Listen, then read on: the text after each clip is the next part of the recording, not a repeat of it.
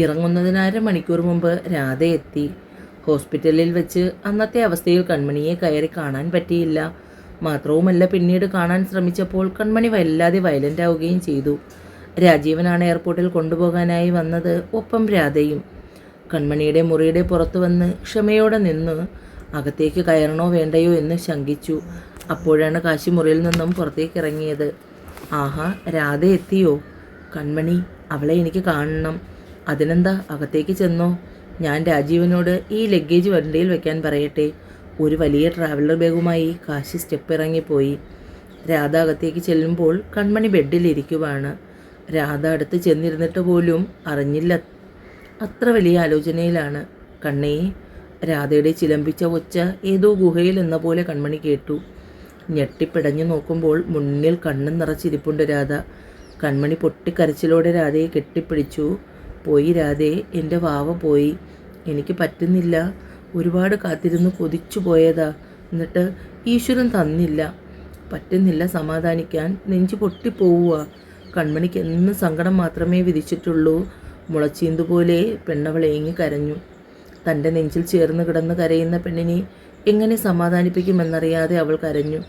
കുഞ്ഞുനാൾ മുതൽ അവളുടെ എല്ലാ സങ്കടങ്ങളും മുന്നിൽ കണ്ടവളാണ്. അവൾക്കൊരു നല്ല ജീവിതം ഉണ്ടായപ്പോൾ ഏറെ സന്തോഷിച്ചു. പക്ഷേ ഇപ്പോൾ വീണ്ടും അവളെ ഈശ്വരൻ വേദനയുടെ നിലയില്ലാ കയത്തിൽ തള്ളി വിട്ടിരിക്കുന്നു. എങ്ങനെ ആശ്വസിപ്പിക്കും? എന്തു പറഞ്ഞാൽ അവൾക്ക് സമാധാനമാകും? കണ്ണാ, ഇങ്ങനെ കരയില്ലടി. രാധ അവളെ അടർത്തി മാറ്റി. നീ ഇങ്ങനെ തുടങ്ങിയാൽ കാശിയേട്ടൻ്റെ അവസ്ഥ എന്താകും? ഈ വീട്ടിലുള്ള നിന്നെ സ്നേഹിക്കുന്ന അച്ഛൻ, അമ്മ, അവരൊക്കെ എങ്ങനെ പിടിച്ചു നിൽക്കും? ഈ കുഞ്ഞിനെ ചിലപ്പോൾ നിനക്ക് വിധിച്ചിട്ടുണ്ടാവില്ല. അങ്ങനെ സമാധാനിക്ക്. നിനക്കും കാശിയേട്ടനും ഒരുപാട് പ്രായമായില്ലല്ലോ. ഇനിയും കുഞ്ഞുങ്ങളുണ്ടാകും. കാശിയേട്ടന് വേദനയില്ലെന്നാണോ? നിന്നെപ്പോലെ ഏട്ടനും വേദനിക്കുന്നുണ്ടാവില്ലേ? പക്ഷെ നിൻ്റെ മുന്നിൽ പിടിച്ചു നിൽക്കുന്നില്ലേ? നിന്നെപ്പോലെ ആ മനുഷ്യനും കരയുമല്ലേ കണ്ണാ? അത് നീ കാണുന്നില്ലേ?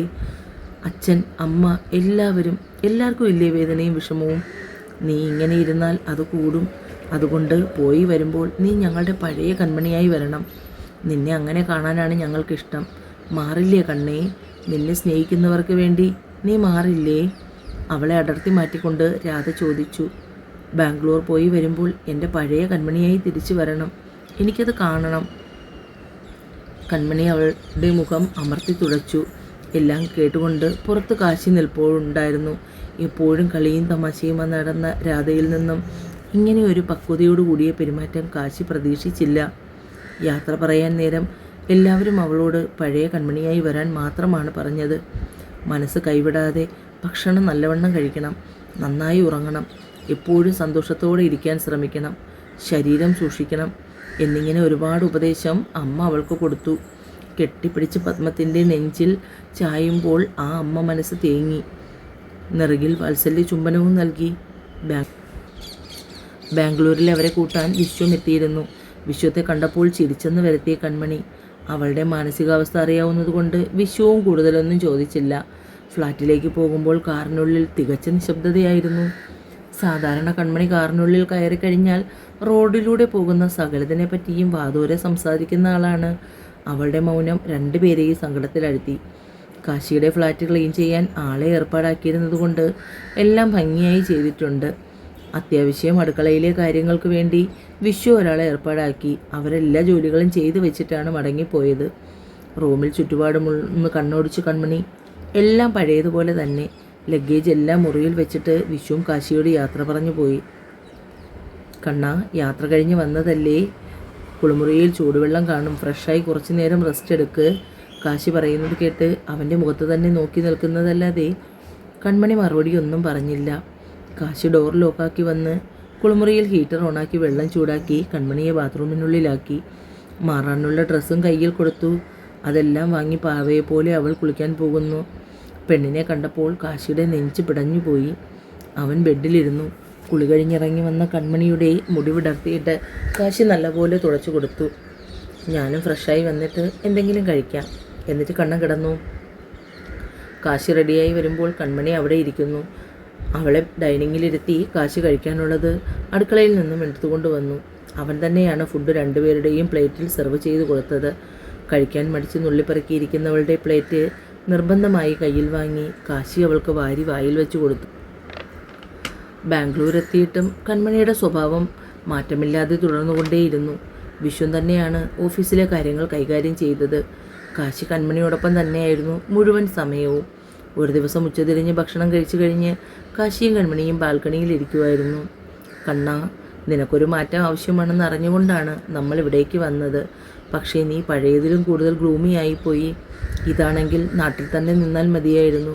കാശിയുടെ ശബ്ദത്തിൽ വേദന നിറഞ്ഞു. നിനക്കറിയുമോ കണ്ണാ, ഗൗരി എന്നെ വിട്ടു പോയതിൽ പിന്നെ മറ്റൊരു വിവാഹ ജീവിതം ഞാൻ ആഗ്രഹിച്ചിട്ടില്ല. മറ്റൊരു പെൺകുട്ടിയെ സ്നേഹിക്കാൻ കഴിയുമെന്ന് പോലും വിചാരിച്ചതല്ല. പക്ഷേ നീ എൻ്റെ ജീവിതത്തിൽ വന്നതിൽ പിന്നെ ഞാൻ എന്നെ തന്നെ മറന്നുപോയി. ഇത്രയും നിന്നെ സ്നേഹിക്കാനും സ്നേഹിക്കപ്പെടാനും എനിക്ക് പറ്റി. നിൻ്റെ കുഞ്ഞു കുഞ്ഞു സന്തോഷം വരെ എനിക്ക് വലുതായിരുന്നു.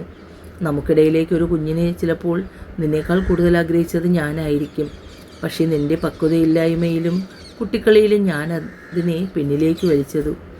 എന്നിട്ടും നീ ആഗ്രഹിച്ചപ്പോൾ പിന്നെ എനിക്ക് സമ്മതമല്ല എന്ന് പറയാൻ കഴിഞ്ഞില്ല. നമ്മുടെ കുഞ്ഞ് വരാൻ പോകുന്നു എന്നറിഞ്ഞപ്പോൾ എൻ്റെ ജീവൻ്റെ അംശം നിന്നിൽ തുടിക്കുന്നു എന്നറിഞ്ഞ നിമിഷം ഞാൻ അനുഭവിച്ച സന്തോഷം അവളുടെ വയറിൽ പതിയെ തടവിക്കൊണ്ട് കാശി പറഞ്ഞു. അവൻ്റെ കണ്ണുനീർത്തുള്ളി കൺമണിയുടെ കവിളിനെ നനച്ചു.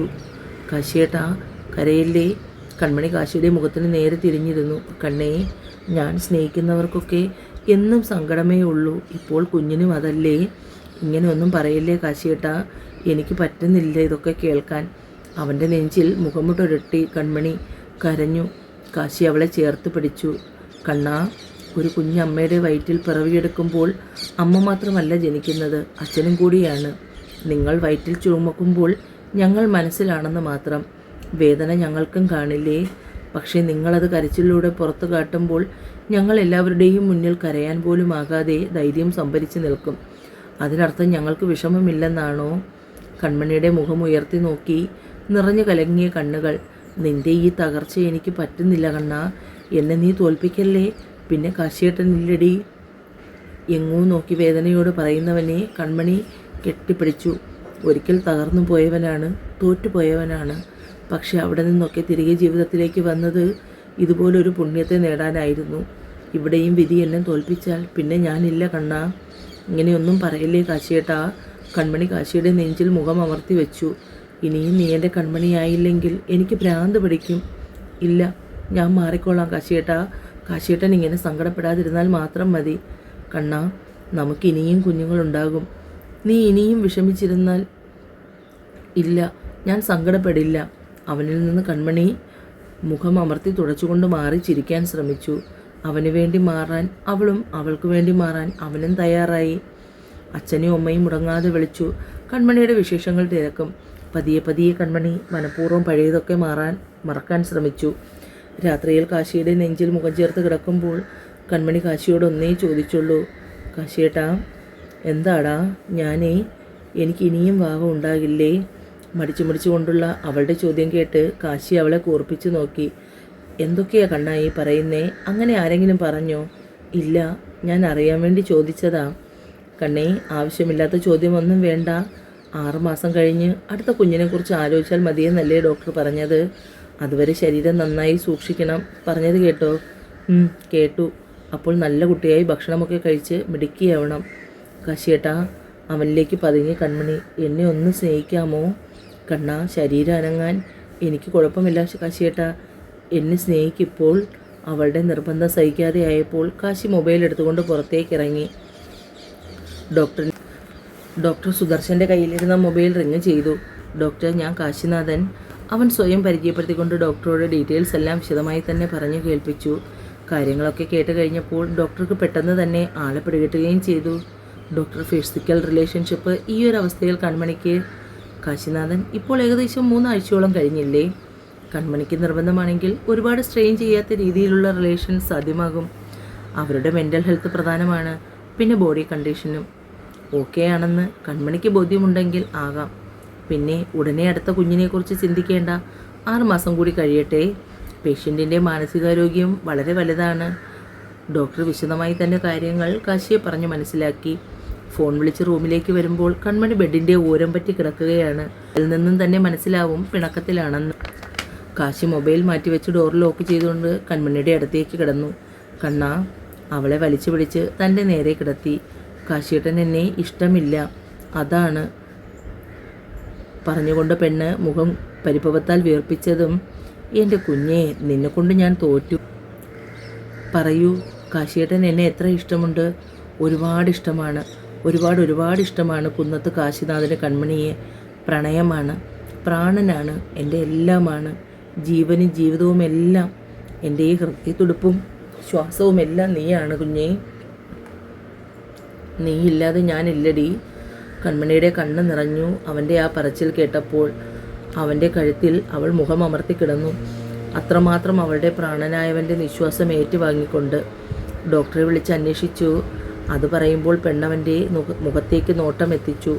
കണ്ണിന് ബുദ്ധിമുട്ടില്ലെങ്കിൽ സ്നേഹിക്കാം. അവളെയും കൊണ്ട് തിരിഞ്ഞ്